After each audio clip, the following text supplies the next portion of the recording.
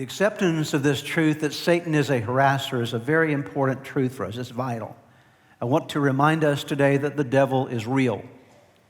Satan is real. Evil is real. Demonic forces are real. When we look at the world around us, oftentimes we will say, well, that was evil.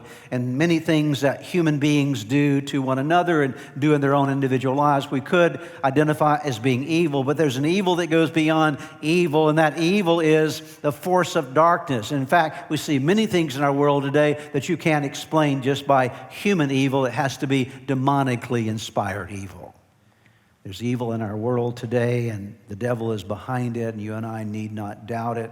It's one of the forces that you and I deal with on a day-to-day basis. The Bible very clearly describes for us these unseen demonic forces that we contend with. It all starts in Genesis chapter 3, where God had put Adam and Eve in the Garden of Eden. He said, I'm going to give you two trees, the tree of life, the tree of the knowledge of good and evil.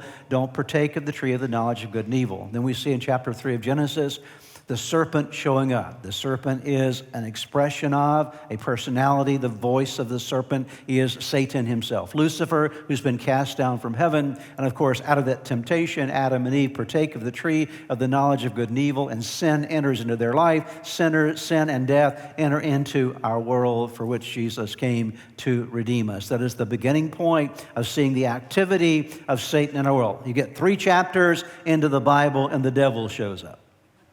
3 chapters into the Bible, and there's the serpent immediately.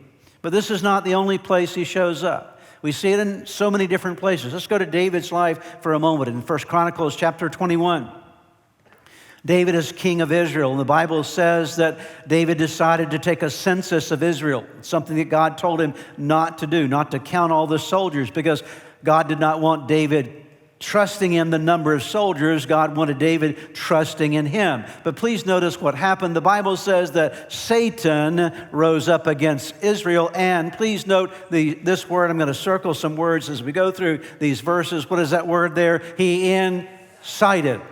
Satan rose up against Israel and incited David to take a census. The word incite literally means to draw away, to mislead. And so in some measure, in some way, Satan showed up in David's world, in David's reasoning, in his process of making decisions, and influenced him, drew him away to do something that was opposite of what God wanted him to do. He enticed him. He incited him into something.